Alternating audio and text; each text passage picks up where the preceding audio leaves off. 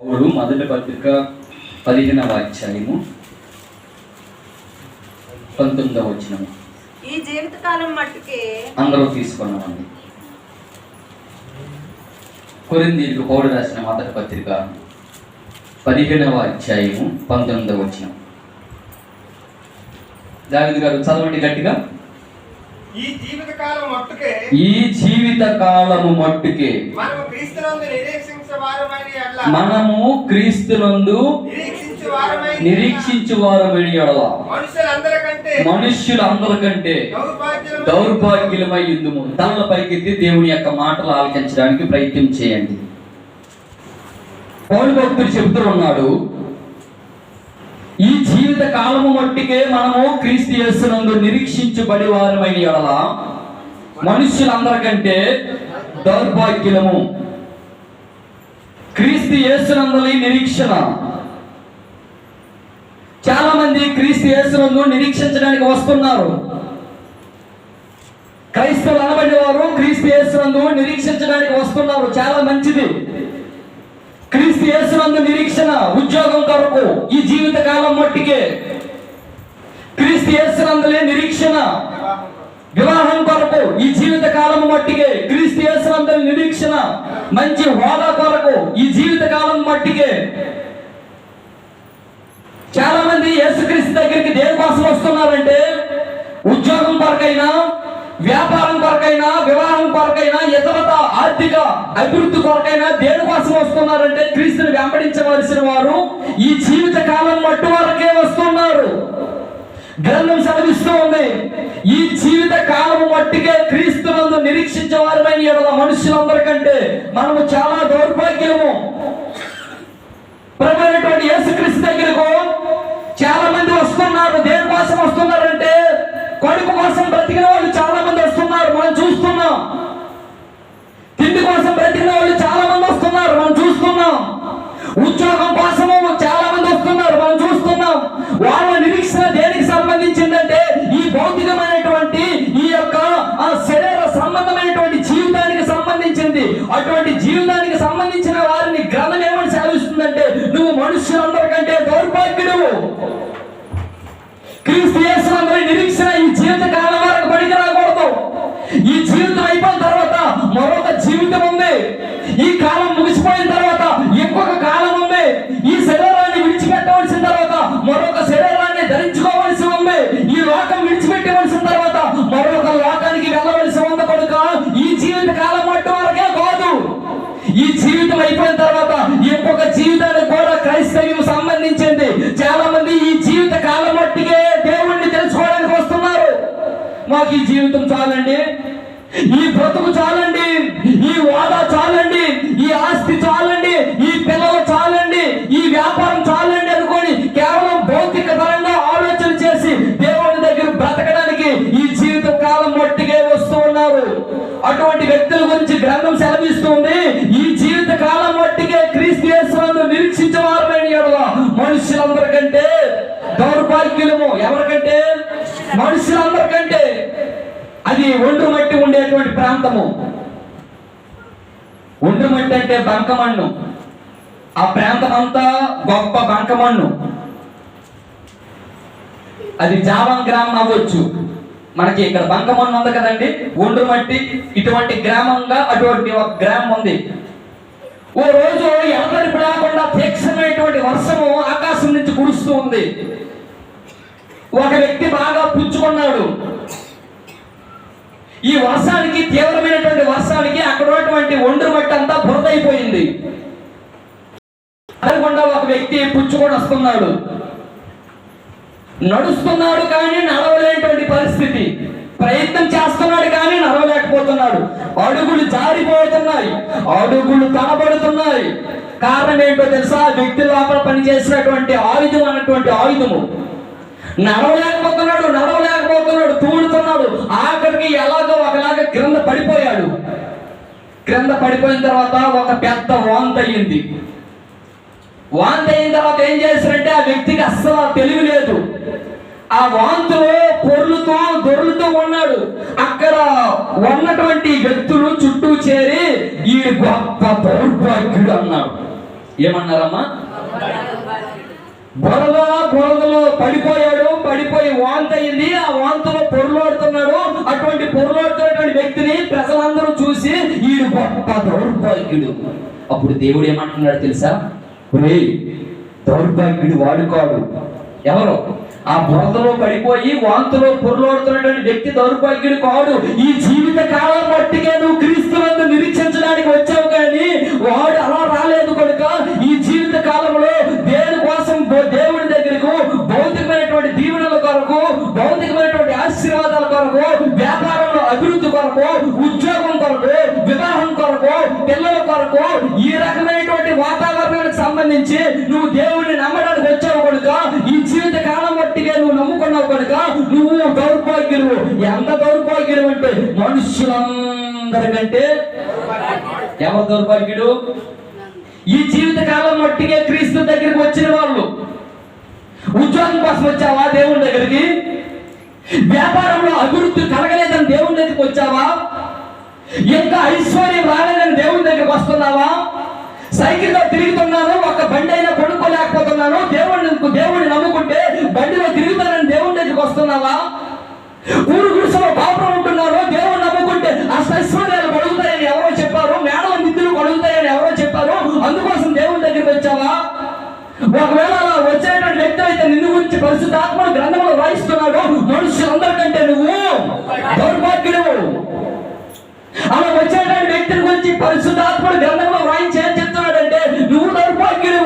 ఎందుకు దౌర్భాగ్యుడు తెలుసా? అవసరతల కోసము వచ్చిన వాడు తప్ప క్రీస్తు యేసునందు నిరీక్షణ ఉంచి ఆ పరిశుద్ధ పట్టణంలోను, ఆ నిత్య నివాసంలోను, ఆ గమ్య స్థానంలోను చేరడానికి వచ్చినటువంటి వ్యక్తి కావు.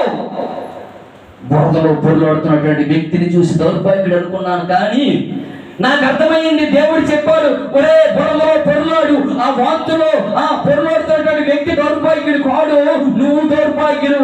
ఎందుకు దౌర్భాగ్యుడు అంటే ఏదో ఆర్థిక లబ్ధి పొందడానికి క్రీస్తు దగ్గరికి వచ్చిన వాడు, కానీ దేవుణ్ణి తెలుసుకొని వివేకం కలిగి ఆయనను వెంబడించినటువంటి వ్యక్తులు కావు కనుక ఈ జీవిత కాలము మట్టు వరకే. మీకు ఒక మాట చెప్పమంటారా? ఒకవేళ దేవుణ్ణి నమ్ముకొని మంచి ఆరోగ్యం వచ్చింది అనుకోండి, ఎంతవరకు? ఈ జీవిత కాలం మట్టికే. ఆ వాక్యంలో ఉండేదే చెప్పండి, కొంతవరకు, అంతవరకు కాదు. ఒకవేళ దేవుడిని నమ్ముకొని ఎవరికైనా ఐశ్వర్యం వచ్చింది అనుకోండి, ఎంతవరకు? ఈ జీవిత కాలం మట్టు వరకే. ఒకవేళ దేవుడిని నమ్ముకొని దేవుడు నీకు మంచి ఐశ్వర్యం ఇచ్చాడు అనుకోండి, ఎంతవరకు? చెప్పండి అమ్మా. ఈ జీవిత కాలం మట్టు వరకే. ఈ జీవిత కాలం ఎంతవరకు? ఈ జీవితకాలం ఎంతవరకు? నువ్వు మట్టిలో కలిసిపోయేంత వరకు. ఈ జీవితకాలం ఎంతవరకు? నువ్వు కన్ను మూయక వరకు. ఈ జీవితకాలం ఎంతవరకు? ఇంకా నిన్ను పెట్టిలో పెట్టక మునుపు. ఈ జీవితకాలం వరకే కదా. ఈ జీవితకాలం వరకు అయితే దీనికోసం ఎవరో దేవుడి దగ్గరికి రావాల్సిన అవసరం లేదు. ఈ జీవితం అయిపోయిన తర్వాత మరొక జీవితం ఉంది. ఆ జీవితం నిత్య జీవానికి సంబంధించినది, ఆ జీవితం ఆత్మకు సంబంధించినది, ఆ జీవితం పరిశుద్ధకు సంబంధించినది, ఆ జీవితమునికి మోక్షానికి ప్రసాదించేది. ఆ జీవితం కోసం దేవుడిని నమ్ముకోవాలి తప్ప ఈ జీవిత కాలం మట్టికే క్రీస్తు దగ్గరికి రావాల్సినటువంటి అవసరం లేదు. చాలా మంది బోధకులు ఎక్కువైపోయి ఏమని బోధిస్తున్నారు తెలుసా? ఎవరు చెప్పారు నీకు ఉద్యోగం రాదని, ఎవరు చెప్పారు నీకు ఐశ్వర్యం రాదని, ఎవరు చెప్పారు పెళ్ళయింది, సంవత్సరాలు అయ్యింది, ఇంకా పిల్లలు పుట్టలేదని, ఈ భౌతికమైనటువంటి ఆశీర్వాదాల గురించి చెప్పడానికి వచ్చిన వాళ్ళే కానీ పరలోక రాజ్యాన్ని స్వతంత్రించుకోవడానికి ఏర్పాటు చేసినటువంటి విధానం ఏమిటో చెప్పడానికి వచ్చిన వాళ్ళు వారు. గ్రంథం సెలవిస్తూ ఉంది, ఈ జీవిత కాలము మట్టు వరకే. ఎంతైనా ఈ జీవితకాలం మట్టు వరకే కదా. అవసరమైతే 60 సంవత్సరములు అధిక బలం అనేవా, కానీ దాటి వెళ్ళలేవు. పరిధులు దాటి వెళ్ళలేవు, పరిధులు మించి వెళ్ళిపోలేవు. బ్రదర్, ఒకవేళ ఐశ్వర్యం అనిపిస్తే ఎన్ని సంవత్సరాలు అనిపిస్తాం? అన్నే. ఒకవేళ డబ్బు అనిపిస్తే ఎన్ని సంవత్సరాలు అనిపించగలం? ఒకవేళ మంచి ఆరోగ్యం అనిపిస్తే ఎన్ని సంవత్సరాలు అనిపించగలం? ఈ జీవిత కాలం మట్టు వరకే. కనుక క్రీస్తు యేసునందు నిరీక్షణ గొప్పది. క్రీస్తు యేసునందు నిరీక్షణ అది జీవంతో కూడినది. ఆ నిరీక్షణ గురించి మనం తెలుసుకోవడానికి ప్రయత్నం చేయాలి. అటువంటి నిరీక్షణ ప్రజలకు ఎలా కలుగుతుంది అనేటువంటి ఆలోచన చేయాలి. పేతురు రాసిన మొదటి పత్రిక మొదటి అధ్యాయము పేతురు రాసిన మొదటి పత్రిక 1వ అధ్యాయము 3వ వచనాన్ని చదవవలసిందిగా కోరుచున్నాను. అటువంటి నిరీక్షణ ఎటువంటి నిరీక్షణ, ఆ నిరీక్షణ ప్రజలకు ఎలా వస్తుందో అన్నటువంటి ఆలోచన చేయడానికి ఈ రోజు ప్రయత్నం చేద్దాం. మన ప్రభువు యేసుక్రీస్తు తండ్రి యొక్క దేవుడు స్తుతింపబడును గాక. అదుగో చెబుతున్నాను, వినండి. నీకు నిరీక్షణ ఎలా వచ్చిందో చెప్తున్నాను. ఆ నిరీక్షణ ఎవరి యందు వచ్చాలో చెప్తున్నాను. ఆ నిరీక్షణకు ఆధారభూతుడు ఎవరో చెప్తున్నాను. ఆ నిరీక్షణకు ఆధారం ఎవరో చెప్తున్నాను. ఆ నిరీక్షణకు ప్రధానమైనటువంటి కారణభూతుడు ఎవరో చెప్తున్నాను. భౌతికమైనటువంటి వాటి యందు నిరీక్షణ కాదు. ఎవరి యందు మనం అతిశయించాలి, ఎవరి యందు మనం నిరీక్షణ కలిగి ఉండాలనేటువంటి విషయాలు చెప్పడానికి ప్రయత్నం చేస్తున్నాను. ఎవరి వ్యక్తి అంటే యేసుక్రీస్తు. ఆ యేసుక్రీస్తు అంట మృతుల్లో నుండి తిరిగి లేచిన వలన జీవముతో కూడిన నిరీక్షణ మనకు కలుగుతుంది. యేసుక్రీస్తు మృతుల నుండి లేచిన తర్వాత మనకు జీవముతో కూడిన నిరీక్షణ వచ్చింది. యేసుక్రీస్తు మృతుల్లో నుండి లేచాడు. యేసుక్రీస్తు మరణాన్ని జయించాడు. యేసుక్రీస్తు మృత్యువును ఓడించాడు. యేసుక్రీస్తు పాతాళం యొక్క తాళపు చెవుడు తీసుకున్నాడు. యేసుక్రీస్తు మరణం ఆపలేకపోయింది. యేసుక్రీస్తు మరణాన్ని సమాధి ఆపలేకపోయింది. యేసుక్రీస్తు మరణాన్ని మనుషులు ఆపలేకపోయారు. యేసుక్రీస్తు మరణించి 3వ దినాన తిరిగి లేచడం వలన మనకు ఎటువంటి నిరీక్షణ వచ్చిందో తెలుసా? జీవముతో కూడిన నిరీక్షణ వచ్చింది. ఏ నిరీక్షణ వచ్చింది? జీవముతో కూడిన నిరీక్షణ వచ్చింది. యేసుక్రీస్తు సమాధి చేయబడి 3వ దినాన తిరిగి లేచడం వలన మనకు జీవంతో కూడిన నిరీక్షణ వచ్చింది. యేసుక్రీస్తు సమాధిని గెలిచాడు. ఆయన ముందుగానే సమాధిస్తున్నాడు. ఏమని సమాధిస్తున్నాడంటే, నేను చనిపోయిన తర్వాత 3వ దినాన తిరిగి లేస్తానని చెప్పాడు. ఆయన అన్నట్టుగానే 3వ దినాన తిరిగి లేచాడు. లేచిన వాడు దేవుని యొక్క కుడి పార్శ్వం మీద ఆశీనుడిగా ఉన్నాడు. ఆశీనుడిగా ఉన్నవాడు క్రొత్త నిబంధన చట్టాన్ని పట్టుకొని ప్రజానికాన్ని పరిపాలిస్తూ ఉన్నాడు. అలా పరిపాలించినటువంటి యేసుక్రీస్తు గ్రంథంలో తన విషయాలు వాయించి ప్రజలకు ఆదేశించమని చెప్తున్నాడు. అందుకోసమే నేను మీ దగ్గరకు వచ్చాం. ఆ యేసుక్రీస్తు గురించి తెలియజేయడానికి, ఆ మృతులకు పునరుత్థానం పొందని తెలియజేయడానికి, ఆ జీవంతో కూడినటువంటి నిరీక్షణను నువ్వు పాలుభాగస్తులు కావాలని తెలియజేయడానికి మేము ప్రకటించడానికి వచ్చిన వాళ్ళమే కానీ, ఆర్థికంగా కానీ భౌతికంగా కానీ మీకు అది వస్తుంది, మీకు ఇది వస్తుంది, మీరు ఇదైపోతారు, మీరు ఇదైపోతారని చెప్పడానికి వచ్చిన వాళ్ళము కాము. మీకు జీవంతో కూడిన నిరీక్షణ అంటే ఏంటో తెలియజేయడానికి వచ్చిన వాళ్ళము. యేసుక్రీస్తు చనిపోయి తిరిగి లేచడం వలన మనకు జీవంతో కూడిన నిరీక్షణ వచ్చింది. ఆ వచనాలు చదువుతూ కింద వచనం చెప్తాడు. ఆ నిరీక్షణ ఎటువంటి నిరీక్షణ అనగా ఆ నిరీక్షణకు క్షయం లేదు. ఆ నిరీక్షణకు క్షయం లేదు. ఆ జీవానికి, ఆ జీవంతో కూడినటువంటి ఆ నిరీక్షణ ఎటువంటి నిరీక్షణ పౌలు భక్తుడు రాస్తున్నాడంటే అది అక్షయమైనది. అక్షయమైనది అంటే అర్థము నాశనం లేనిది. ఈ శరీరానికి నాశనం ఉంది, ఈ సృష్టికి నాశనం ఉంది, ఈ పంచభూతాలకి నాశనం ఉంది. కానీ దేనికి నాశనం లేదంటే జీవముతో కూడినటువంటి నిరీక్షణకు నాశనం లేదు. ఆ జీవంతో కూడిన నిరీక్షణ ఎలా వచ్చిందంటే యేసుక్రీస్తు చనిపోయి 3వ దినాన తిరిగి లేచడం వలన. ఎవరు చనిపోయి లేవడం వలన వచ్చింది? ఒకవేళ యేసుక్రీస్తు చనిపోయి లేకపోతే నీకు నిరీక్షణ లేదు. యేసుక్రీస్తు చనిపోయి లేకపోతే నీకు జీవం లేదు. యేసుక్రీస్తు చనిపోయి లేకపోతే నీకు రక్షణ లేదు. యేసుక్రీస్తు చనిపోయి లేకపోతే దేవుడు ఎవరో నీకు తెలియదు. దేవుడికి దూరస్తున్నావు.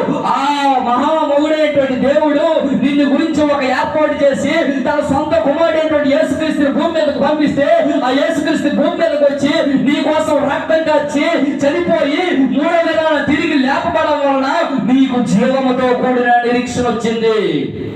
నా మాట అర్థమవుతున్నాయా? బుర్రకెక్కుతున్నాయా?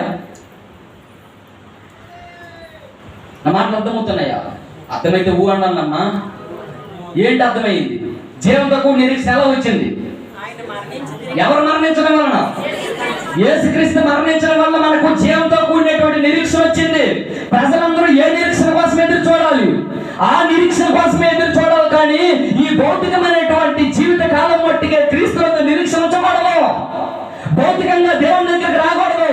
ఉద్యోగం కొరకు కానీ, వ్యాపారం కొరకు కానీ, ఐశ్వర్యం కొరకు కానీ, ఇల్లు మేడ మిత్రుల కోసం కానీ దేవుడి కోసం క్రీస్తునందు నిరీక్షణ ఉంచకూడదు. నీ నిరీక్షణ ఒకటి ఉంది. ఆ నిరీక్షణ జీవంతో కూడిన నిరీక్షణ అయి ఉండాలి. ఏ నిరీక్షణ అయి ఉండాలి? జీవంతో కూడిన నిరీక్షణ. ఆ జీవంతో కూడినటువంటి నిరీక్షణ ఎలాంటి నిరీక్షణ తెలుసా? అక్షయమైనది. అంటే నాశనం లేదు. ఈ శరీరానికి నాశనం ఉంది.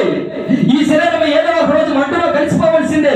మన్నైనది వెనుకటి వలె మన్నైపోవును. ఆత్మకాలను దయచేసినటువంటి దేవుని దగ్గరికి పోవును. ప్రభువైనటువంటి యేసుక్రీస్తు చెప్తూ ఉన్నారు, ఆత్మీయ జీవింపజేస్తున్నది శరీరం కేవలము. పౌలు గారు చెప్తున్నాడు, మా బాహ్య పురుషుడు కృషించిపోవచ్చున్నాడు, మా ఆంతరిక పురుషుడు దినదినము సామెతల్లో సొలొమోను చెప్తూ ఉన్నాడు, నరుని ఆత్మ యెహోవా పెట్టినటువంటి అనేకమైనటువంటి వచనాలు. ఏదో ఒక రోజు ఈ శరీరం నాశనం అయిపోతుంది. నీ శరీరం లోపల దేవుడు ఆత్మను పెట్టాడు. ఆ ఆత్మకు జీవంతో కూడిన నిరీక్షణ కావాలి. ఆ జీవంతో కూడినటువంటి నిరీక్షణ ఎటువంటి నిరీక్షణ తెలుసా? అది అక్షయమైన నిరీక్షణ. ఇటువంటి నిరీక్షణ అక్షయమైన నిరీక్షణ. చాలా మంది అనుకుంటున్నారు ఈ భౌతికమైనటువంటి ఈ శరీరం కోసము ఎన్నెన్నో ఆర్భాటాలు చేస్తాం.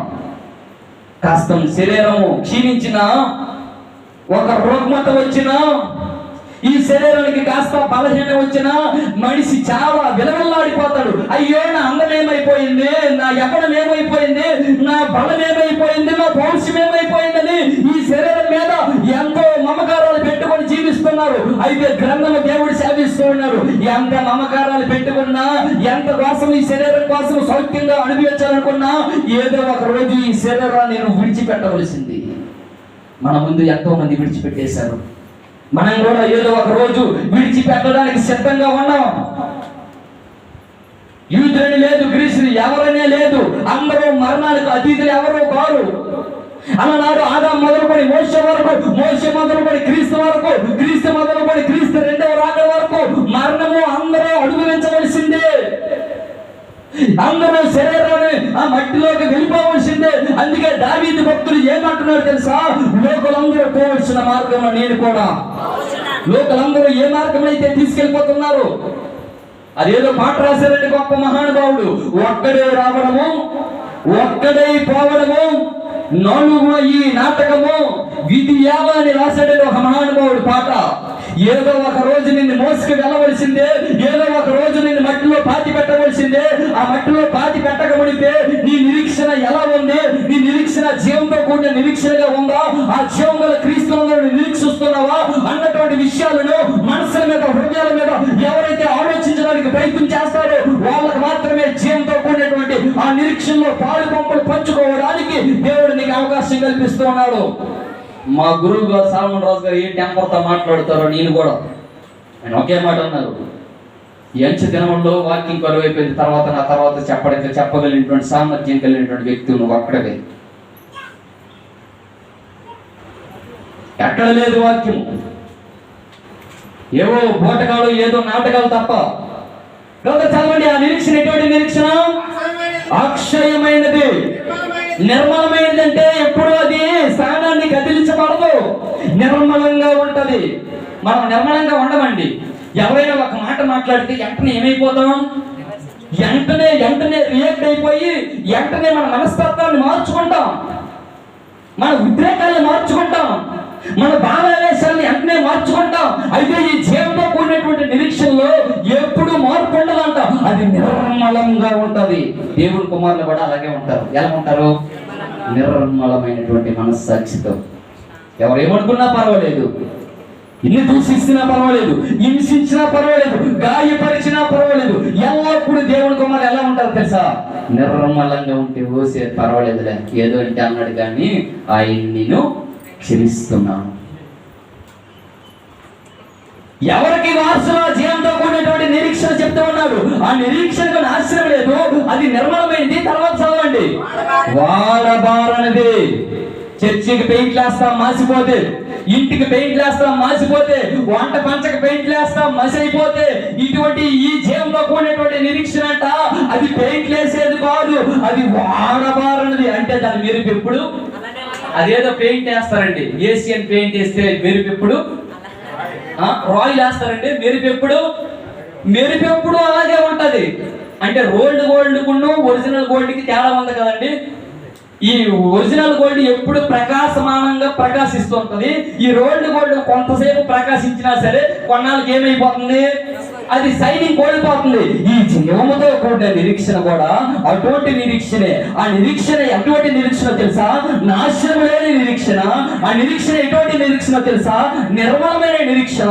ఆ నిరీక్షణ ఎటువంటి నిరీక్షణ తెలుసా? వాడబారని నిరీక్షణ. చెప్పండి, ఏ నిరీక్షణ? వాడబారని మహిమతో కూడినటువంటి ఆ లోకములో, ఆ నిరీక్షణ లోకములో దేవుడు నిన్ను నిలవబెట్టాలని ప్రయత్నం చేస్తూ ఉన్నాడు. ఆ మాటలు చెబుతూ ఏమంటున్నాడు తెలుసా? కింద వచ్చినప్పుడు స్వాస్థ్యము మనకు కలుగునట్లు విశేష కనికరమైనటువంటి చొప్పున మరలా జన్మింపజేసెను. విశేషమైనటువంటి కనికరం చెప్పిన తన స్వాస్థ్యాన్ని అనుభవించడం కోసమంట దేవుడు మరలా మనల్ని జన్మింపజేస్తున్నాడంట. మీకు ఒక ప్రశ్న వేయచ్చా సహోదరి సహోదరులారా? ఒక ప్రశ్న వేయచ్చా? దేవుడు మనల్ని పుట్టించాడా పుట్టించలేదా? పుట్టించాడు, వాస్తవం. రెండోసారి దేవుడు ఏమంటున్నాడంటే మరలా జన్మింపజేస్తానంటున్నాడు. అంటే మరలా జన్మింప చేయడం అంటే ఏమిటి అనేది నా ప్రశ్న. ఇందులో పౌలు ఉన్నారు, పండితులు ఉన్నారు, కోవిదులు ఉన్నారు. చెప్పండి. దేవుడు ఒకసారి మానవుని ఎక్కడ పుట్టించాడు? తల్లి గర్భంలో ప్రవేశించాడు. దావీదు అందుకే చెప్తున్నాడు, నా అంతరంగంలో నీవే కొడుకు చేసేది, నా తల్లి గర్భమందు నన్ను నిర్మించిన వాడు నీవే, నీవు నన్ను కొడుకు చేసిన విధము చూడగా నాకు భయపడు. ఎంత గొప్పగా, ఎంత అద్భుతంగా, ఎంత రమ్యంగా దేవుడు మానవుని సృష్టించాడో తెలుసా? ఆ తల్లి గర్భమందు ప్రవేశించినట్లు ఆ తల్లి గర్భంలో నవమాసాలు దేవుడు నిన్ను రూపించి ఈ భూమి మీద నిన్ను ఉద్భవింపజేసి నీకు ఈ జీవితం ఇచ్చినటువంటి దేవుడు మొట్టమొదటిసారి తల్లి గర్భంలో ప్రవేశింపజేస్తే రెండోసారి మరలా దేవుడు నిన్ను పుట్టించాలనుకుంటున్నాడు. రెండోసారి ఎలాగా? ఒకసారి ఎలాగో పుట్టేశామమ్మా, మనందరం పుట్టేశాం ఒకసారి. రెండోసారి ఎలా దేవుడు మనం పుట్టించాలనుకుంటున్నాడు? ఊరకనే దేవుడు పుట్టించడం, ఊరకనే దేవుడు పుట్టించడం. చూడండి, మొదటి పేతురు పత్రిక 1వ అధ్యాయము 22వ వచనంలోనే చదవండి. ఆ వచనంలో తెలుస్తుంది దేవుడు మరలా రెండవసారి మనుషులను ఎలా పుట్టించాడు అనేది. 21వ వచనం, మీరు క్షయబీజం నుండి కాక, క్షయబీజం నుండి కాక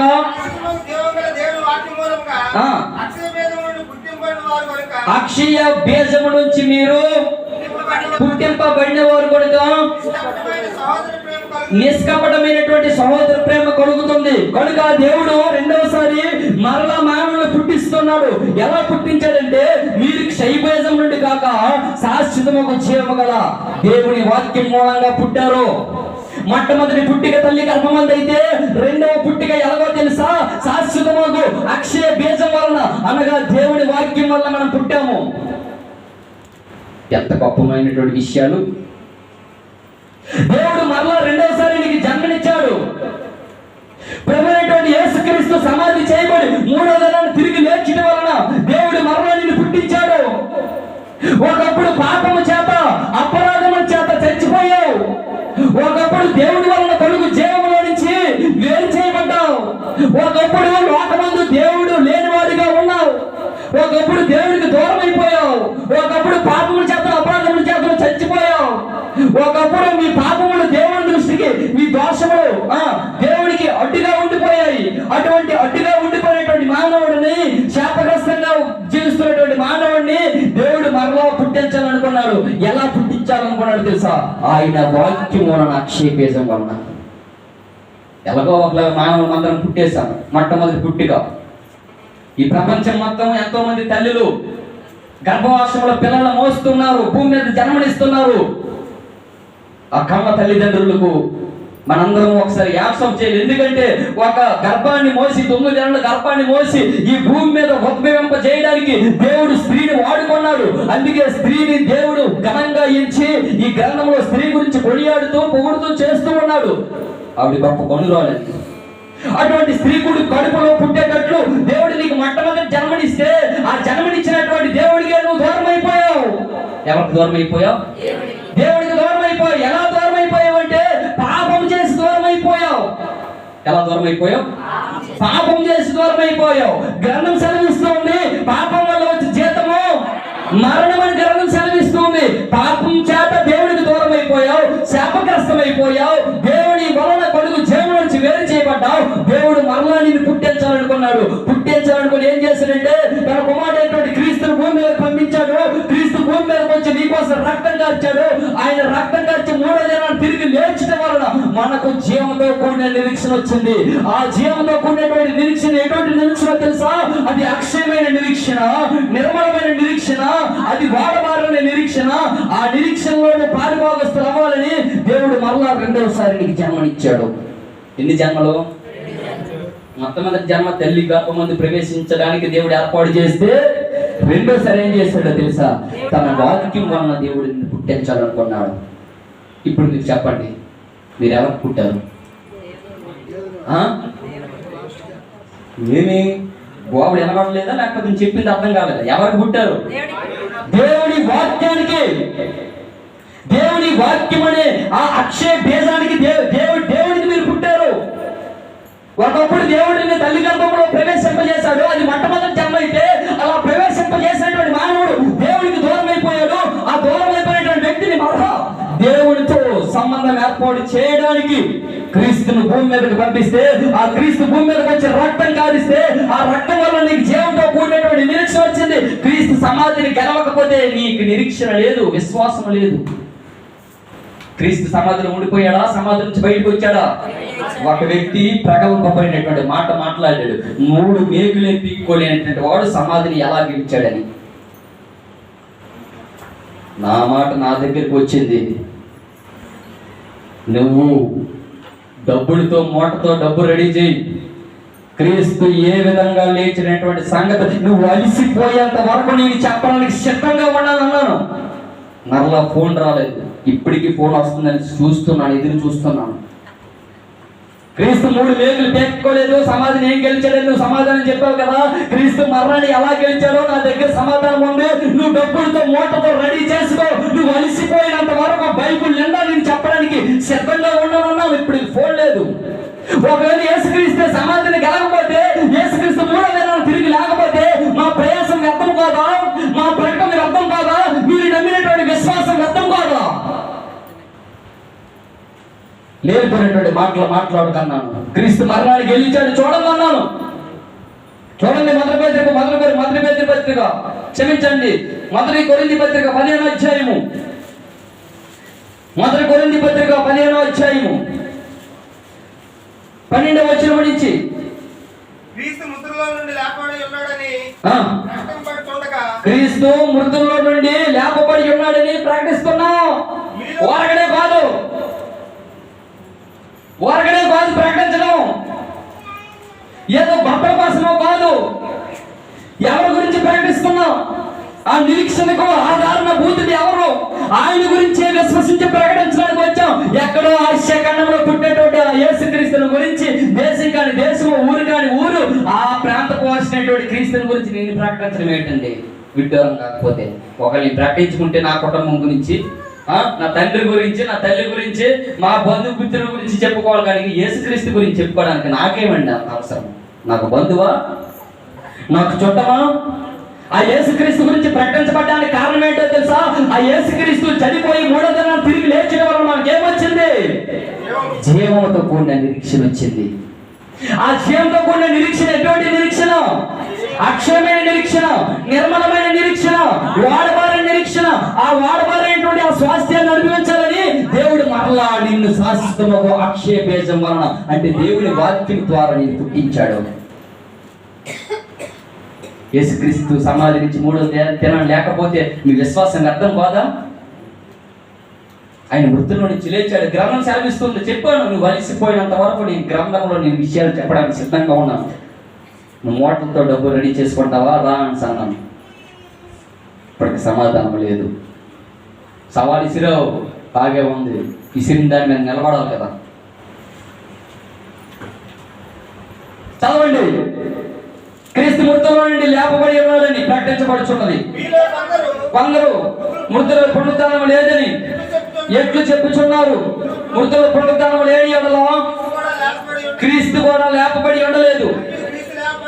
క్రీస్తు లేపబడి ఉండని ఎడల మేము చేయి ప్రకటన వ్యర్థమే, మీ విశ్వాసము వ్యర్థమే. క్రీస్తు లేపబడి ఉన్నాడు. ఆయన లేపబడకపోతే మా ప్రకటన అంతా వ్యర్థము, మీ వ్యర్థమే. ఈ మాటలు కాస్త తీగా ఉన్నాయండి, ఏమైనా చేదుగా ఉన్నాయా? ఆ లైన్ సరిపోవాలి. వాక్యం చెప్పేవాడికి ఆ లైన్ ఉండాలి.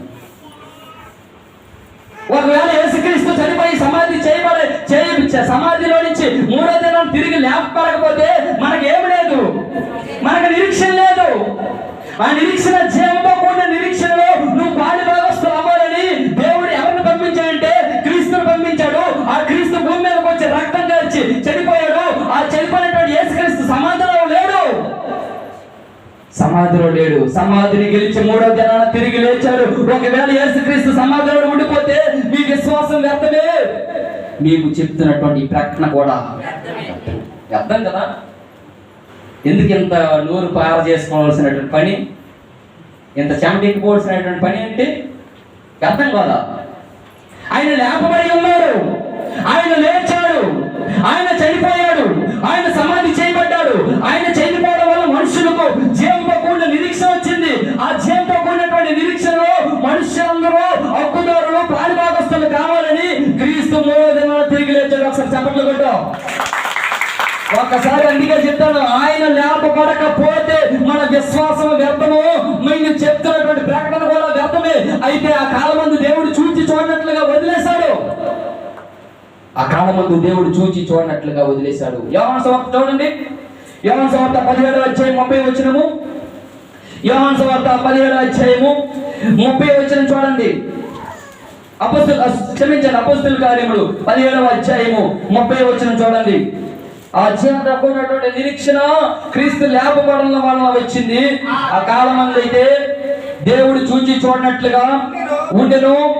ఇప్పుడైతే అందరూ అంతటా మారు మనసు పొందవలన మనుషులకు ఆజ్ఞాపించుచున్నాడు. ఎందుకనగా తాను నియమించిన మనుషుల చేత ఈ భూమిలోకి తీర్పు తీర్చబోయే దినాన్ని దేవుడు నిర్ణయించాడు. అదిగో అది ఏంటి? ఎవరు? మృతుల నుండి లేపబడకపోతే నా విశ్వాసము, మృతుల నుండి లేపబడకపోతే నా ప్రకటన, మృతుల నుండి లేపబడకపోతే ఆ జీవంతో కూడిన నిరీక్షణ నీకు లేదు. ఆ జీవంతో కూడినటువంటి నిరీక్షణ కలగాలని క్రీస్తు భూమి మీద పంపించాడు. ఆ క్రీస్తు భూమి మీదకి వచ్చినటువంటి క్రీస్తు నీ కోసం చనిపోయి సమాధి చేయబడి 3వ దినాన తిరిగి లేచాడు. అందుకే మేము ప్రకటిస్తూ ఉన్నాము, ఆయన లేపబడకపోతే మీ విశ్వాసం వ్యర్థం. చదవండి. క్రీస్తు మృతుల్లో నుండి ఆయన లేపినందున దీని నమ్ముటకు అందరికీ ఆధారమగుచున్నదని ఆధారం కలుగు చేస్తున్నాడు. ఆయన క్రీస్తు మృతుల నుండి లేచాడు. బైబిల్ చరిత్రలో ఒకసారి ఆలకించండి. ఎంతవరకు ఏం చెప్పాడు? ఒకసారి లేచి నిలబడతారా? అనుకున్నాడు. దేవుడు ఎన్నోసారి మళ్ళా పుట్టించాడు? 2వసారి అంటాం కదా. 1వసారి 2వసారి అన్నట్టుగా మొట్టమొదటిగా దేవుడు నీకు తల్లి గర్భమందు జన్మనిచ్చాడు. 2వసారి ఆ జన్మనిచ్చాడు. ఎలా జన్మనిచ్చాడంటే అక్షయమగు దేవుని వాక్యము బీజము వలన పుట్టేటట్లు అలా పుడితేనే నీకు ఆ స్వాస్థ్యము. మా తండ్రి సంపాదించినటువంటి ఆస్తిలో ఎవరు హక్కుదారులు? కొడుకు హక్కుదారులు. ఇప్పుడు తండ్రి పరమందు ఉన్నాడు. ఆ పరమ తండ్రికి ఎవరు హక్కుదారులు? కుమారులు హక్కుదారులు. కుమారులు అయితే దేనికి పట్టాలి? దేవుని వాక్యం వల్ల అక్షయపోయేసి పట్టాలి. మీ గ్రంథంలో ఒక చిన్న విషయం చెప్తాను. నికోదేము అనే ఒక వ్యక్తి ఉన్నాడు గ్రంథంలో. పేరు నోరు తిరగడం లేదా? ఒకడు ఉన్నాడు, మాకు బ్రదర్ అవుతాడు. ఒకడు వ్యక్తి ఉన్నాడు. ఆ నికోదేము ఎటువంటి వ్యక్తితో తెలుసా? ఈ నికోదేము అంట యూదులకు అధికారి. ఈ నికోదేము యూదులకు అధికారి, పరిసయ్యుడు, ధర్మశాస్త్రం తెలిసినటువంటి వ్యక్తి. ఈ నికోదేము యేసుక్రీస్తు యొక్క సూచక్రియ యందు విశ్వాసం ఉంచినటువంటి వ్యక్తి. ఒక ముసలాయన, చెప్పాలంటే వృద్ధాప్యంలో ఉన్నటువంటి వ్యక్తి. సుమారుగా ఇంచుమించు మన కృపారావు తాతగారు అంత వయసు ఉంటుంది. కానీ వాక్యం తెలుసు.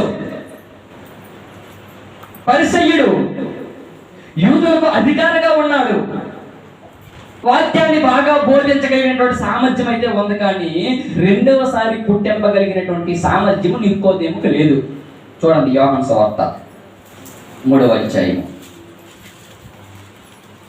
యోహాను సువార్త 3వ అధ్యాయం యూదుల అధికారి అయిన మొదటి వచ్చిన చదవండి, అందరు తీయండి, అందరు తీసేయండి. బ్రదర్ దావీదు మొదటి వచ్చినము. యూదుల అధికారి అయిన యూదుల అధికారి ఎవరు? నికోదేము. ఈ నికోదేము అంటాడో తెలుసా? పరిసయ్యుడు, యూదులకు బాధకుడు, అనుభవం కలిగినటువంటి వ్యక్తి. మీకు ఆ విషయం తెలుసా? ఈ పోలీసు వాళ్ళకి స్టార్లు ఇస్తారండి. First star, single star, double star ఉంటాయి కదండి, కేటగిరీ బట్టి కదండి, అంటే తమకున్నటువంటి హోదా బట్టి. ఈ నికోదేము కూడా ఎటువంటి వ్యక్తి అంటే అనేకమైనటువంటి ప్రావీణ్యతలు ఉన్నాయి. పరిసయ్యుడు, యూదులకు అధికారి, ప్రావీణ్యత కలిగినటువంటి వ్యక్తి, తర్వాత ఆ విశేషమైనటువంటి అనుభవం కలిగినటువంటి వ్యక్తి, అనేకమైనటువంటి కేటగిరీస్ ఉన్నాయి. ఈ వ్యక్తి అంట మాట్లాడుతున్నాడంట. ఆ యోహాను సువార్త 3:1 యూదుల అధికారి అయినటువంటి నికోదేము అనే ఒక పరిసయ్యుడు ఉండెను. రాత్రి యందు ఆయన వద్దకు వచ్చి, ఎవరి వద్దకు వచ్చాడు? యేసు ప్రభు దగ్గరికి వచ్చాడు. ఎవరైనా యేసు ప్రభు దగ్గరికి రావాలి.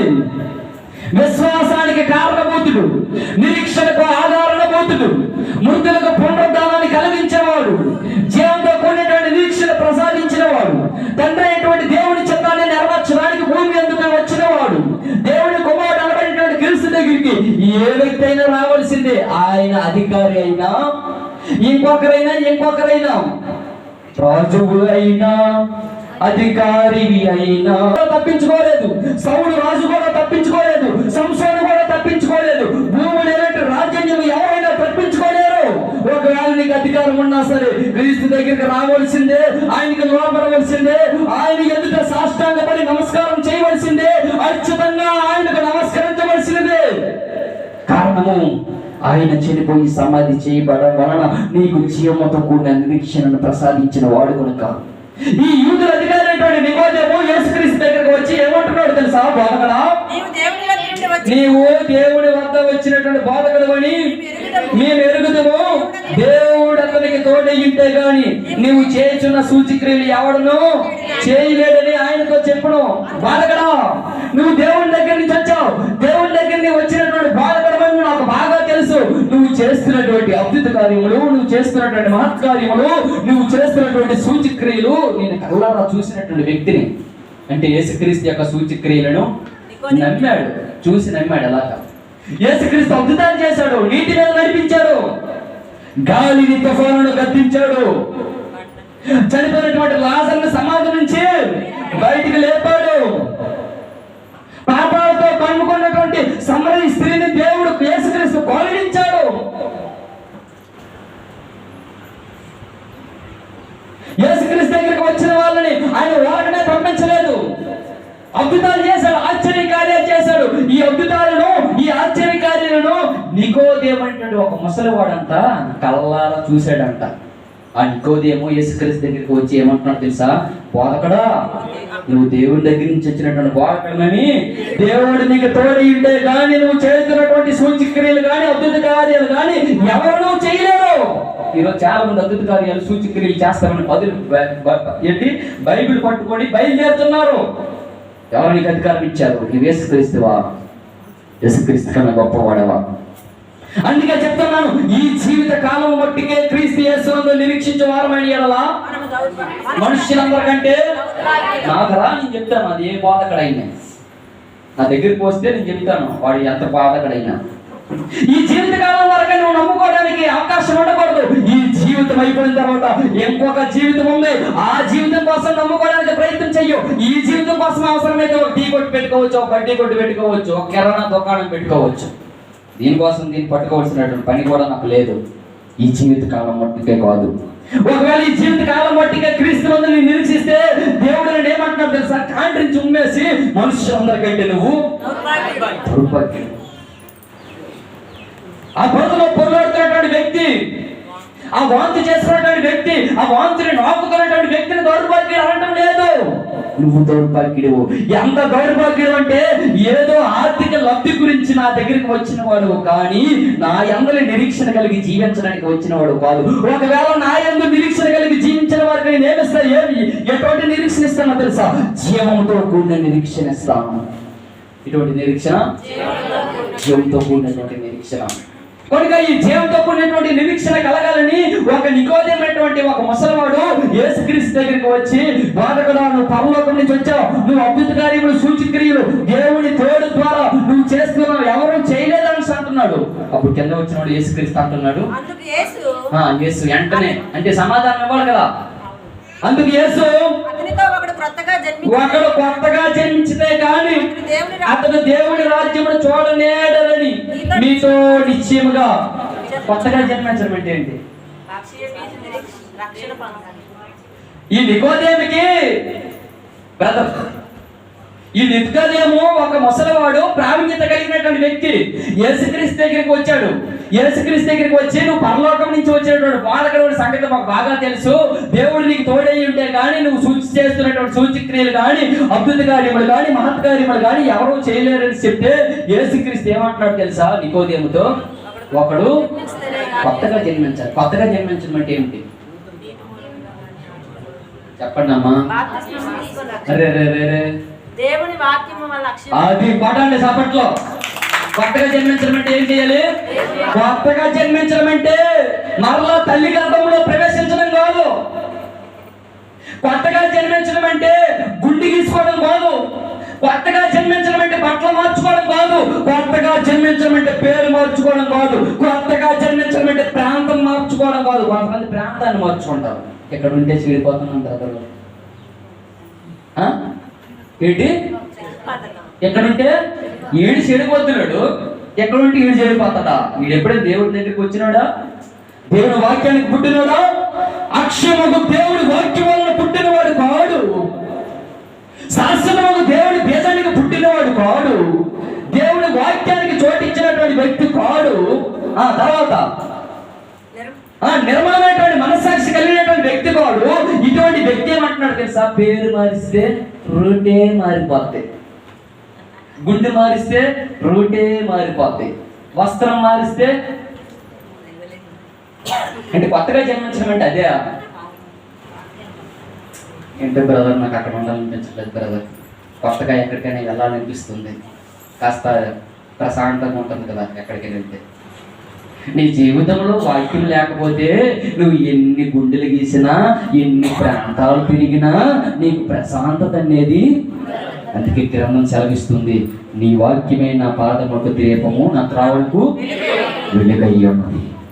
ఆ వాక్యమే, ఆ వాక్యం ద్వారా ఎవరైతే నడుచుకుంటారో నిర్మలంగా మనస్సాక్షి ఉంటుంది. ఆ వాక్యం నీకు దారి చూపిస్తుంది. ఆ వాక్యం నీకు వెలుగునిస్తూ ఉంది. ఆ వాక్యం ఆశీర్వదిస్తూ ఉంది. ఆ వాక్యం అనేక జన్మలకు నిన్ను ఆశీర్వాదకరంగా జీవిస్తూ ఉంది. పేరు మార్చుకుంటే నో, ఊరు మార్చుకుంటే నో, వస్త్రం మార్చుకుంటే నో. అందుకే యేసుక్రీస్తు అంటున్నాడు నికోదేముతో, ఒకడు కొత్తగా జన్మించాలి, నీ పాపాన్ని విడిచిపెట్టాలి, శాపగ్రస్తమైనటువంటి సృష్టిలో నుంచి, దాస్యపు లోకంలో నుంచి, పాపములో నుంచి, మరణములో నుంచి, శాపగ్రస్తమైనటువంటి ఈ లోకంలో నుంచి విడుదల పొందడానికి నువ్వు ప్రయత్నం చేయాలి. విడుదల పొందడానికి నేను ఒక ఏర్పాటు చేశాను. ఏమిటో ఏర్పాటు తెలుసా? నా నిమిత్తం తన కుమారుడైనటువంటి క్రీస్తు భూమి మీదకు పంపించాను. అందుకే క్రీస్తు రక్తంలో పాపాలు కడుక్కుంటే నువ్వు కొత్తగా జన్మించినట్లే. అందుకే కొత్తగా జన్మించడానికి మరలా ఎక్కడికో వెళ్ళిపోవాల్సినటువంటి అవసరం లేదు. ఎక్కడ చేసుకోవాలి కొత్తగా జన్మించాలంటే? క్రీస్తు రక్తములో పాపాలు కడుక్కుంటే నువ్వు కొత్తగా జన్మించినట్టుగా. అప్పుడు ఎవరు పుట్టినట్టుగా? క్రీస్తు రక్తంలో పాపాలు కడుక్కోలేని వాళ్ళు, లోక సంబంధంగా జీవించిన వాళ్ళు ఎవరికి పుట్టినట్టుగా? అందుకే మీరు మీ తండ్రి యొక్క అపవాది సంబంధులు. ఎవరి సంబంధులు? మీ తండ్రి యొక్క అపవాది సంబంధులు. అపవాది వాళ్ళకి తండ్రి, మరి నీకు తండ్రి ఎవరు? దేవుడి తండ్రి అంటే అభ్యంగా చెప్పగలవా? గుండె మీద చేసుకొని ఎలా చెప్పగలవు? దేవుడి తండ్రిని ఎలా చెప్పగలవు? అప్పుడు చెప్పాలి, ఆయన వాక్యం వల్ల అక్షయభ్యాసం వల్ల నేను పుట్టాను, రక్తంలో పాపాలు పడుకోనని గుండె మీద చేసుకొని చెప్పినాడు. వాడు నిజమైన క్రైస్తవుడు అండి. ఈ జీవిత కాలం మట్టికి క్రీస్తు యేసునందు నిరీక్షించే వారమైన మనుషులందరికంటే దౌర్భాగ్యము. అటువంటి నిరీక్షణ కాదు, జీవంతో కూడినటువంటి నిరీక్షణ. కనుక ఈ ముసలివాడైనటువంటి నికోదేము అంటున్నాడు, ఒకడు కొత్తగా జన్మించాలి, కొత్తగా జన్మించితే గాని దేవుని రాజ్యానికి వారసుడు కాడు. అప్పుడు నికోదేము ఆయన ఏమంటున్నాడు? అందుకు నికోదేము, ముసలివాడైనటువంటి మనుషుడు ఎలాగో జన్మింపగలడు? రెండవ వారు తల్లి గర్భమందు ప్రవేశించి జన్మింపగలడా అని ఆయనను అడుగుగా ఈ ముసలివాడైనటువంటి నికోదేము అంటున్నాడు, అయ్యా నేను ముసలివాడిని, రెండోసారి ఎలా జన్మించగలను అంటే, రెండోసారి జన్మించడం అంటే మరలా తల్లి కడుపు నుంచి చీల్చుకొని మరలా తల్లి కడుపులో దూరి ఆ కుట్లు తర్వాత కుట్లు వేసుకొని తర్వాత సిజేరియన్ చేసుకోవడానికి హాస్పిటల్కి వెళ్ళాలా? చిట్టి బాబు పుట్టింది మన ఇంట్లో, మొట్టమొదటి జన్మ అయిపోయింది. ఇప్పుడు రెండవ జన్మ ఉంది, ఏంటి? బాప్తిస్మం ద్వారా రెండవ జన్మ ఉంది. ఇప్పుడు రెండవసారి జన్మించాలి ఆ వ్యక్తి. మొట్టమొదటి ఎలాగో జన్మ మొట్టమొదటికి ఎలాగో వాళ్ళకి అయిపోయింది జన్మ. మరి రెండవసారి జన్మించాలంటే మరలా తల్లి కడుపులోకి వెళ్ళాలా? దేవుడు ఆ వ్యక్తి కోసం ముందుగానే ఏర్పాటు చేశాడు. ఎవరిని? క్రీస్తు యేసు రక్షకుడిని ఆ ముందుగానే ఏర్పాటు చేశాడు. కనుక ఈ నికోదేము అంటున్నాడు, రెండవ మారి ఎలా జన్మించాలి? ముసలివాడు అయినటువంటి నేను రెండవ మారి ఎలా జన్మించాలంటే యేసు క్రీస్తు ఏమంటున్నాడు? యేసు ఇట్టనెను, ఒకడు నీటి మూలంగా గాను ఆత్మ మూలంగా గాను జన్మించితే గాని దేవుని రాజ్యముతో ప్రవేశింపలేడని నీకు నిశ్చయముగా. దేని మూలంగా జన్మించాలమ్మా? నీటి మూలంగా గాను ఆత్మ మూలంగాను జన్మిస్తే నువ్వు ఎవరికి కుమారుడు అవుతావు? దేవుడికి కుమారుడు అవుతావు. బాప్తీసం పొందిన ఒకసారి చేతి యాత్ర, పొందనాడు ఒకసారి చేతి యాత్ర. నువ్వు రెండవసారి దేవునికి జన్మించాలంటే నువ్వు నీటి మూలంగా గాను ఆత్మ మూలంగా జన్మించినప్పుడు నువ్వు ఎవరికి కుమారుడు అవుతావు? రెండోసారి జన్మించడం అంటే మరలా తల్లి గర్భంలో ప్రవేశించాలా? దేవుడు నీ కోసం ఏర్పాటు చేశాడు. ఎవరిని? క్రీస్తు రక్తం సిద్ధంగా ఉంది. క్రీస్తు రక్తంలో నువ్వు పాపాలు కడుక్కుంటే నువ్వు దేవుడికి జన్మనిచ్చినట్టుగా. చెల్లమ్మ, రెండోసారి జన్మించాలంటే మరలా తల్లి గర్భంలో ప్రవేశించాలా? నీటి మూలంగా గాను ఆత్మ మూలంగా జన్మించాలా? దేవుని వాక్యం వల్ల అక్షయ బీజం ఉంటే నువ్వు దేవుడిని అందుకే పుట్టించాడు. అందుకే బాప్తిస్మాన్ని ఎవరు వాయిదా వేయవద్దు. అది ఇంటి దగ్గర మీ తల్లిదండ్రులతో మీరు సంప్రదింపులు జరిపించండి. నాకు బాప్తిస్యం కావాలి, నేను దేవునికి పట్టాలి, దేవుని కుమారుడిగా ఉండాలి. ఒకవేళ పుడితే నీ కోసం ఒక స్వాస్థ్యం ఉంది. చూడండి, 1 పేతురు పత్రిక, నీ కోసం ఒక స్వాస్థ్యం ఉంది. ముగించడానికి ప్రయత్నం చేస్తాను. 1 పేతురు పత్రిక, క్షమించండి, ఎఫెసీ పత్రిక 1వ అధ్యాయం 13-14 వచనాలు చదువుదాం. సత్యవాక్యమును అనగా రక్షణ సువార్తను విని, ఈ రక్షణ సువార్తను విన్నాం. క్రీస్తు మృతుల్లో నుంచి తిరిగి లేచాడు. ఒకవేళ క్రీస్తు మృతుల్లో నుండి తిరిగి లేకపోతే జీవంతో కూడినటువంటి నిరీక్షణ లేదు, నిర్మలమైనటువంటి నిరీక్షణ లేదు, అక్షయమైన నిరీక్షణ లేదు, వాడబారని నిరీక్షణ లేదు. నీ విశ్వాసం వ్యర్థమే, నీ ప్రకటన వ్యర్థమే. ఆయన మృతుల నుండి తిరిగి లేచడం వలన నీకు జీవంతో కూడినటువంటి నిరీక్షణ వచ్చింది. ఎంత గొప్ప రక్షణ ఇచ్చింది. ఆ రక్షణ విని నువ్వు బాప్తిజం తీసుకున్నావు. ఆ బాప్తిజం తీసుకున్నటువంటి నీవు నీ కోసం ఒక స్వాస్థ్యాన్ని దేవుడు ఇచ్చాడు. రక్షణ విని క్రీస్తునందు విశ్వాసం ఉంచి వాగ్దానం చేయబడిన ఆత్మ చేత ముద్రింపబడి దేవుని మహిమకు కీర్తి కలుగుటకై ఆయన సంపాదించుకున్న ఏంటి? ఆయన సంపాదించుకున్నాడంట. ఏంటి? ఎంత యక్షమైన మాట కదండి, ఆలోచించవలసిన మాటే కదా నారాయణరావు, ఆలోచించవలసిన మాటనా? చదువుది మీరు కాదు, నారాయణరావు గారు. పరధ్యానంలో ఉన్నావేంటి?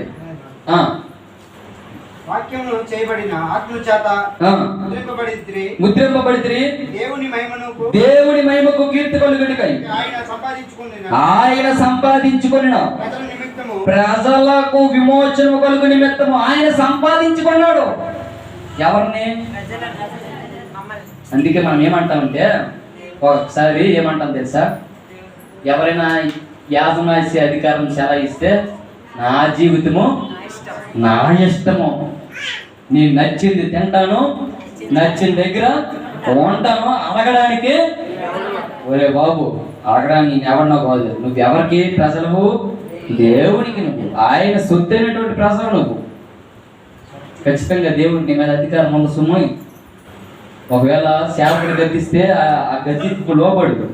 నా ఇష్టము, నా లైఫ్ స్టైల్ అనేసిన గర్రవేగ మాకు సేవకుడి యొక్క నోట నుంచి వచ్చినటువంటి ప్రతి మాట నిన్ను బుద్ధి చెప్పి ఖండించి నీ ఏ విధము చేతనైనను ఆయన ఎదుట నిన్ను నిలవబెట్టాలని.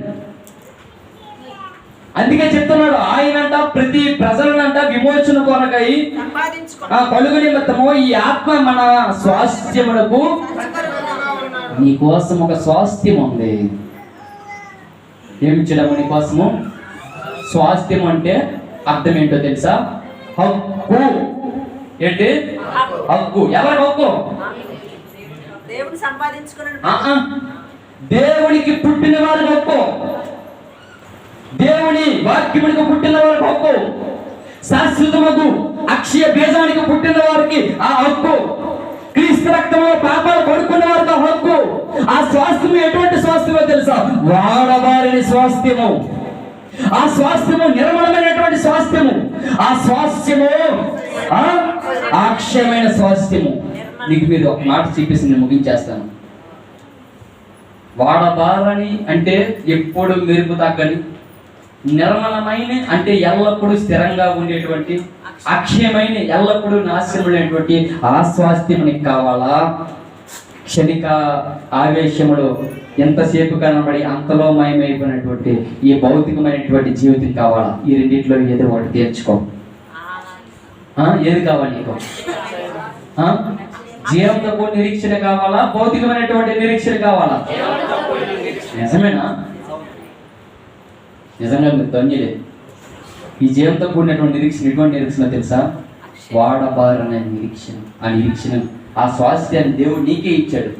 తండ్రి ఆస్తులు బాగా సంపాదిస్తాడు. ఎవరి కోసము? దేవుడు కూడా అక్కడ నీ కోసం ఒకటి సిద్ధం చేశాడు. ఏం సిద్ధం చేశాడు చూడండి. మొదటి తిమోతి పత్రిక, క్షమించండి, 2వ కొరింథీ పత్రిక 5వ అధ్యాయం. 2వ కొరింథీ పత్రిక 5వ అధ్యాయం. ఈ మాట చెప్పి ముగించడానికి ప్రయత్నం చేస్తాను. భూమి మీద ఇది 2వ నిరీక్షణ గురించి చెప్తున్నాను. మొట్టమొదటి నిరీక్షణ అయిపోయింది. ఏ నిరీక్షణ? జీవంతో కూడిన నిరీక్షణ. ఈ 2వ నిరీక్షణ భూమి మీద గుడారమైనటువంటి శరీరము, ఈ భూమి మీద గుడారమైనటువంటి శరీరము శిథిలమైపోయినను, భూమి మీద మన గుడారమైనటువంటి నివాసం, నివాసాన్ని పోల్చాడు. ఈ శరీరాన్ని దేవుడు దేంతో పోల్చాడు? నివాసం. గుడారమైనటువంటి నివాసం పోల్చాడు. ఈ గుడారమైనటువంటి నివాసం అంట ఏమవుతుందండి?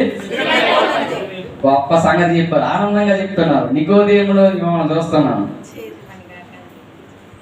ఈ భూమి మీద గుడారమైనటువంటి నివాసం అంట శిథిలమైపోతే మన కళ్ళతో చూస్తున్నాం, మనం 2 భౌతిక నేత్రాలతో చూస్తున్నాం. భూమి మీద మనుష్యుల శరీరాలు మంటిలోకి వెళ్ళిపోతున్నాయి. మన భౌతిక నేత్రాలతో చూస్తూ ఉన్నాం. మన సంఘంలోనే ఎంతో మందిని మనం బాధ పెట్టాం. అవునా కదా? ఈ భుజస్కంధాల మీద తీసుకెళ్లి బాధ పెట్టాం. మన కళ్ళ ముందే ఏమైపోతున్నాయి? శరీరాలు శిథిలమైపోతున్నాయి. ఏ దినమందైనా ఏ క్షణమైనా విడుదల పొందడానికి, నీకు జీవంతో కూడినటువంటి నిరీక్షణ కలిగించడానికి దేవుడు తన కుమారుడైనటువంటి యేసుక్రీస్తుని భూమి మీద పంపించాడు. ఆయన సమాధి నుంచి 3వ దినం తిరిగి లేకపోతే మా ప్రకటనగా అర్థమే మీ విశ్వాసము. ఆయన 3వ దినం తిరిగి లేచడం వలన మనందరికీ జీవంతో కూడినటువంటి నిరీక్షణ వచ్చింది. ఈ జీవంతో కూడిన నిరీక్షణ నిర్మలమైనదని, ఆ జీవంతో కూడిన నిరీక్షణ అక్షయమైనదని, ఆ జీవంతో కూడిన నిరీక్షణ ఓడబారి నిరీక్షణలో నువ్వు స్వాస్థ్యాన్ని పొందాలి.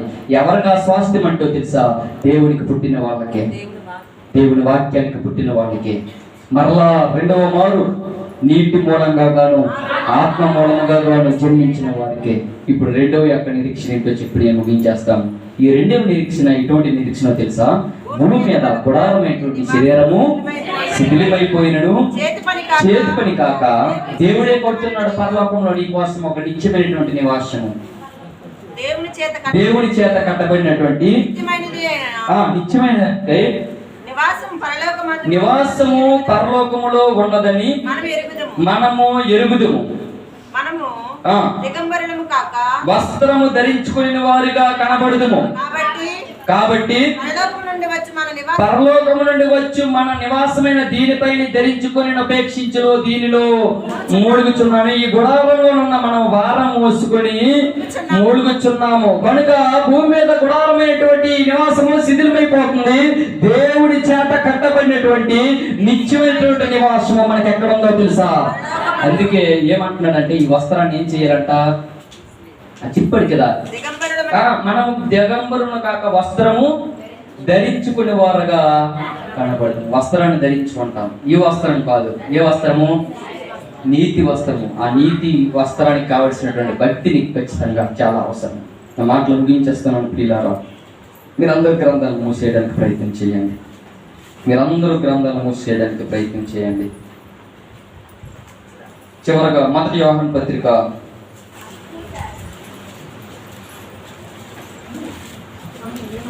3వ అధ్యాయం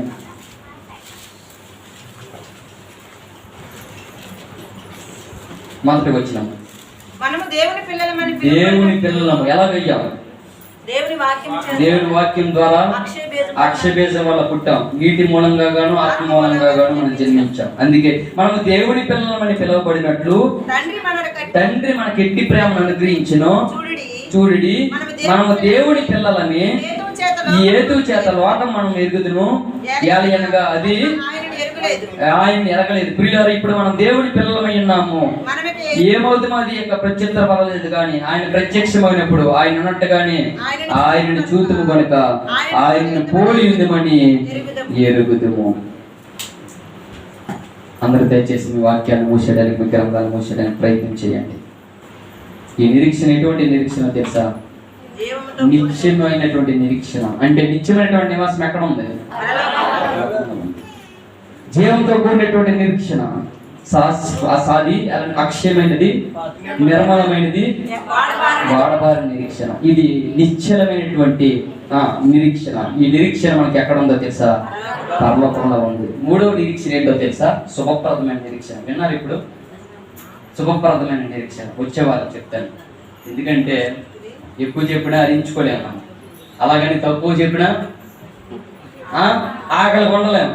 అందుకే అంటారు కదా, ఉడికిందాకా ఆగడు, పచ్చిదైనా తినడు. వాంత అయ్యింది, వాంతలో పొరలాడుతున్నాడు. చూసిన వాళ్ళు అందరూ ఏమనుకుంటారు? అసహ్యంగా కనిపిస్తారు కదా. దేవుడు ఏమంటున్నాడు తెలుసా? వాడు దౌర్భాగ్యుడు కాడు. ఎవడు దౌర్భాగ్యుడు? ఈ జీవితకాలం మట్టికే నువ్వు నా దగ్గరికి వచ్చావు. కూడు కోసము, గుడ్డ కోసము, వస్త్రం కోసము, భౌతికంగా ఆర్థిక లబ్ధి కోసం నన్ను వెంబడికి వచ్చావు కనుక నువ్వు దౌర్భాగ్యుడు. ఎలాంటి వాడు? మనుషులందరికంటే. ఎవరికంటే? మనుషులు ఎంతమంది అయితే ఉన్నారో, వాడి ప్రధానమంత్రి అవని, ముఖ్యమంత్రి అవని, ఎవరైనా ఏంటి ఆ వ్యక్తి? మనిషి అందరికంటే ఎవడు దౌర్భాగ్యుడు తెలుసా? ఎవడైతే దేవుడి దగ్గరికి ఏదో భౌతికమైనటువంటి అవసరతల కోసం వస్తున్నాడో వాడిని చూసి ఏమంటున్నాడు తెలుసా? నువ్వు. మరి ఈరోజు బోధనలు ఏం బోధిస్తున్నావు చెప్పండి నాకు. ఈరోజు తేలాలి. ఈరోజు బోధనలు ఏం బోధిస్తున్నారో? ఉద్యోగం లేదా? పిల్లలు లేరా?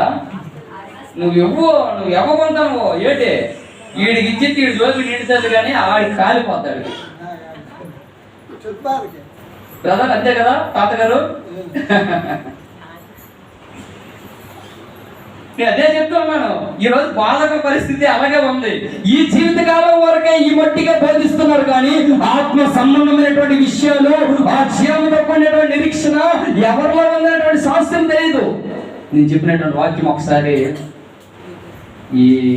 ఈ యూట్యూబ్లో కానీ ఈ ఫేస్బుక్లో కానీ ఎక్కడైనా చూసుకోండి.